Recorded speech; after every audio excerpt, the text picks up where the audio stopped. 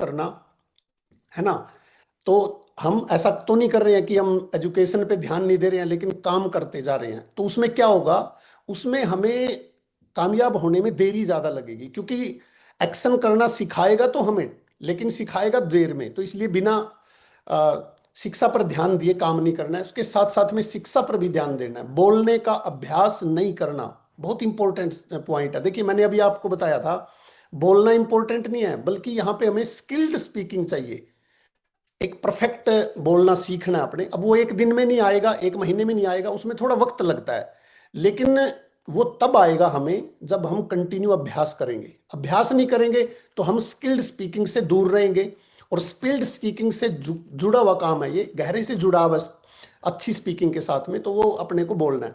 कोई फर्क नहीं पड़ता आज हम कैसा बोल पा रहे हैं, बात में दम है कि नहीं, कॉन्फिडेंस का लेवल है कि नहीं, कोई फर्क नहीं पड़ता। फर्क किस बात से पड़ता है कि आप 6 महीने के बाद किस तरह का बोलना चाहते हैं, उसके लिए आज से ही शुरुआत करने की जरूरत पड़ेगी।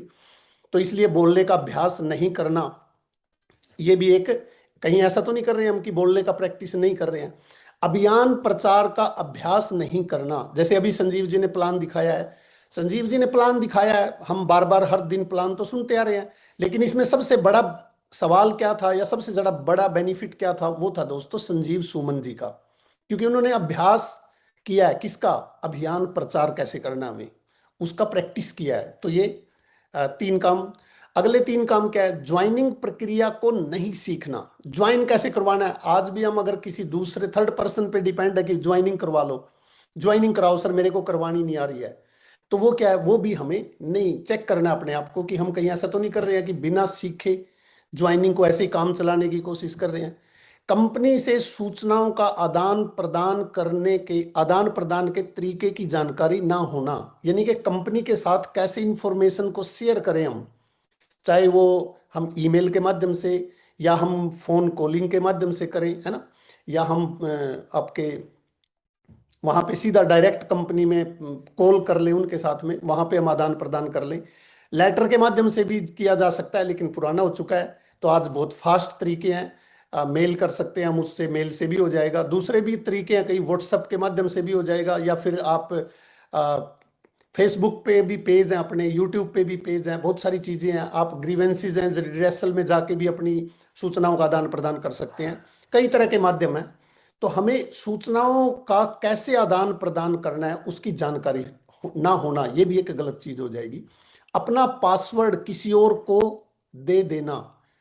हमारा पासवर्ड होता है एक, जिससे अपना अकाउंट खुल जाता है हमारा पूरा, उसके अंदर पता चलता है। कुछ लोगों का आदत होती है कि किसी से पूछ लेंगे कि आपका पासवर्ड बताओ क्या है। पासवर्ड हमें नहीं बताना है किसी को भी, टीम को तो कभी नहीं बताना होता, नीचे किसी को नहीं बताए, और अपलाइन को भी किसी को नहीं बताना है दोस्तों। पासवर्ड बताने की किसी को जरूरत ही नहीं है, कोई मांगे तो नहीं देना है पासवर्ड अपना। तो ये बात का ध्यान में रखना अपने को कि अपना पासवर्ड किसी और को ना दे। 7वां काम क्या है, अपना रजिस्टर्ड मोबाइल नंबर सही नहीं होना। कंपनी के अंदर हमारा मोबाइल नंबर जिस पे कंपनी हमारे साथ में संपर्क कर सकती है, वो मोबाइल नंबर जो वहां पे रजिस्टर्ड करना है, वो गलत फीड रहता है कई लोगों का। अब हम वहां से कोई भी आपकी अपलाइन का व्यक्ति या कोई भी आपका मोबाइल नंबर उठाएगा, कॉल करेगा, पता चलेगा कि मोबाइल है ही नहीं है वो जिससे बात करना चाहते हैं। तो हर व्यक्ति को अपना मोबाइल नंबर वहां पे सही रजिस्टर्ड करवाना है, जो आपके पास में हमेशा रहता हो। अपलाइन पर जरूरत से ज्यादा भरोसा कर लेना, वह स्वयं जागरूक न रहना। देखो कितनी सुंदर सुंदर बातें लिखी हुई हैं। बहुत सारे दोस्त क्या करते हैं, अपलाइन पे ज्यादा, जरूरत से ज्यादा भरोसा अपलाइन पे करते रहते हैं, जैसा वो बोलते हैं वैसा वैसा करते रहते हैं, लेकिन स्वयं जागरूक नहीं होते वो। तो इससे क्या होता है, इससे नुकसान ज्यादा होगा, फायदा बहुत कम होगा दोस्तों। तो अपने को क्या करना है, जरूरत से ज्यादा नहीं भरोसा करना अपना अपलाइन के ऊपर, खुद पे भरोसा ज्यादा करिएगा। और खुद पे भरोसा जब करते हैं दोस्तों हम, तो क्या करना पड़ता है हमें, हमें बहुत सारी चीजों की कमांड अपने खुद के हाथ में लेनी है, जो बहुत आसान है। तो इसलिए इस चीज को विशेष फोकस करना है। 9वां पॉइंट है, नकारात्मक चर्चा में समय लगाना।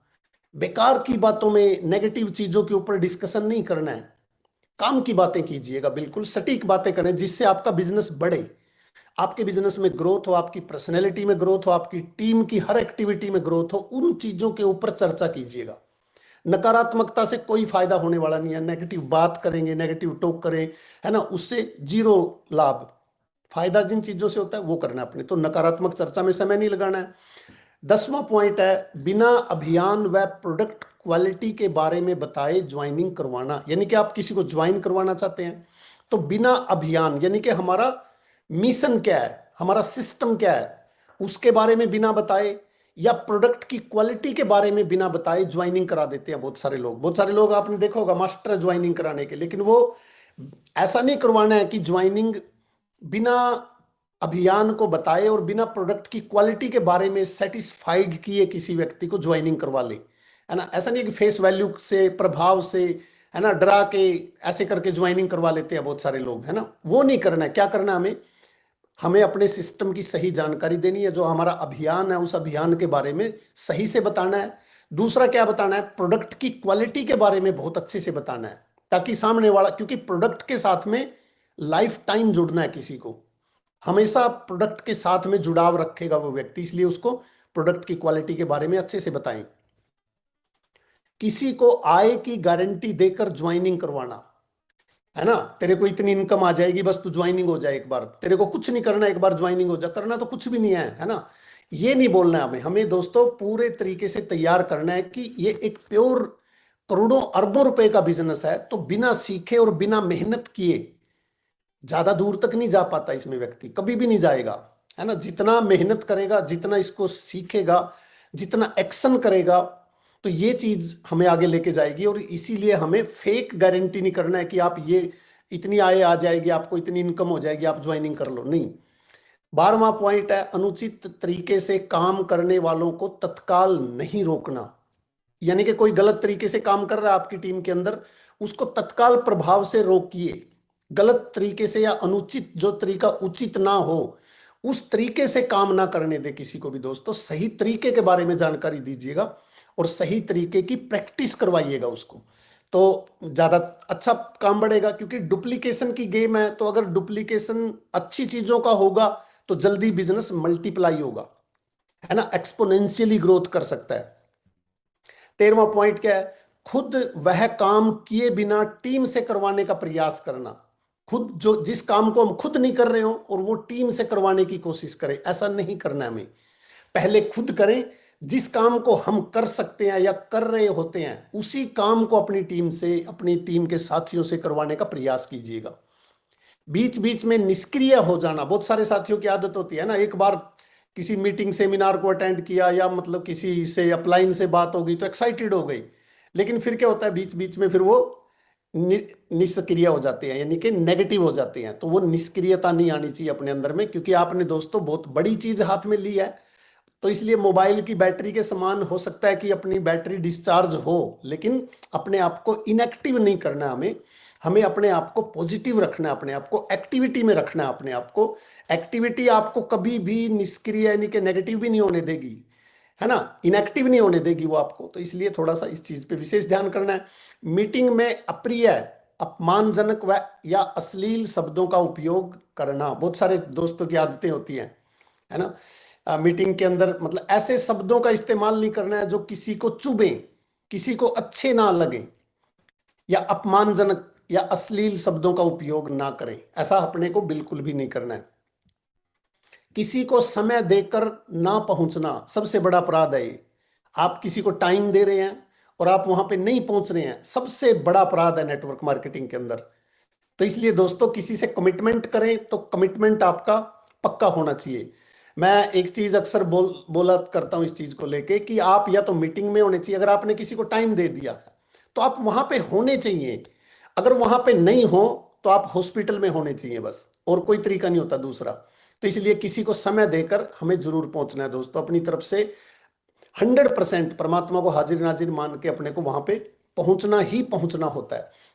17वां पॉइंट है वेशभूषा अव्यवस्थित रखना, है ना। हमारा जो ड्रेस सेंस है वो बेहतर होना चाहिए, अच्छा होना चाहिए, ओवर भी नहीं होना चाहिए, लेकिन ऐसा भी नहीं होना चाहिए कि हम लोगों को पसंद ना आए, है ना।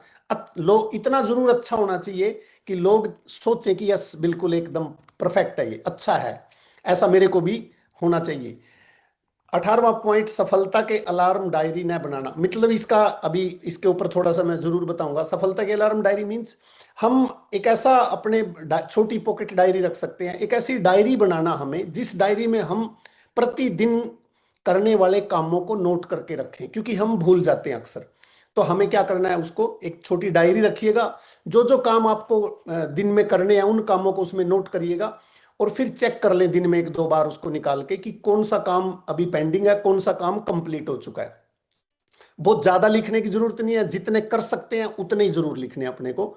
और इसके ऊपर फिर लेकिन पूरे करने हैं शाम तक जो भी आप लिखे उनको। तो ये एक छोटा सा पॉइंट है। 19वां पॉइंट है दोस्तों, टीम के साथियों को बोलने का मौका नहीं देना। बहुत बड़ी गलती होती है ये। क्योंकि दोस्तों डेवलपमेंट इंप्रूवमेंट किसके अंदर आना चाहिए? सबके अंदर आना चाहिए।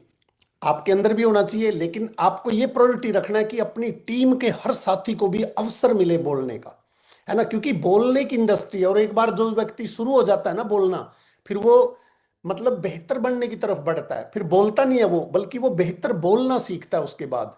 तो इसलिए पहले बोलना सीखना है, और फिर उसके बाद बेहतर तरीके से बोलना सीखना है।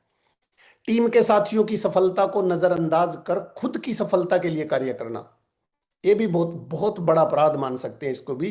भाई हमें, क्योंकि ये बिजनेस जो है ये इस सिद्धांत पे काम करता है कि हम दूसरों को ऊपर उठा के, दूसरों को सफल करके सफल होते हैं। तो दोस्तों जब ऐसा होता है, हम हमारी सफलता तय है, तो क्यों नहीं फिर हम दूसरों की सफलता के लिए, यानी कि अपनी टीम की सफलता के लिए काम करें। टीम सफल हो गई तो समझ ले आप अपने आप सफल हो जाएंगे। 21वां पॉइंट क्या है? स्थानीय दूसरी टीमों को सहयोग नहीं करना। जो अपने आसपास में दूसरे ग्रुप होते हैं, कई दूसरे क्रॉस लाइन जिसको हम बोलते हैं, उन टीमों को भी सहयोग करना हमें जितना हो सके, है ना। बहुत ज्यादा भी नहीं घुसना है, लेकिन जो वांछित है वो वांछित सहयोग हमें उसको भी करना है। जो सिस्टम के हिसाब से सही हो वो सहयोग जरूर करें आप। जैसे मीटिंगों की जानकारी का आदान प्रदान करना। सम टाइम होता है कि कोई साथी दूसरी क्रॉस लाइन का है, कोई मतलब समस्या सामने आ जाती है उसके सामने, जिसको आप सॉर्ट कर सकते हैं, वो उस तरह की हेल्प हम सहयोग के रूप में कर सकते हैं उनको। तो ये कुछ पॉइंट्स थे। और ऐसे अपलाइन की कोई बात नहीं माने जो उपरोक्त में से कोई भी गतिविधि करने के लिए प्रेरित करता हो। यानी कि कोई भी ऐसी अपलाइन जो आपको गलत करने के लिए प्रेरित करे, उसकी किसी भी बात को अपने को नहीं मानना है। ये सही अपलाइन की परिभाषा टीसी छाबड़ा सर ने दी है। तो ये कुछ पॉइंट्स थे दोस्तों, इनको अपने को ध्यान से समझ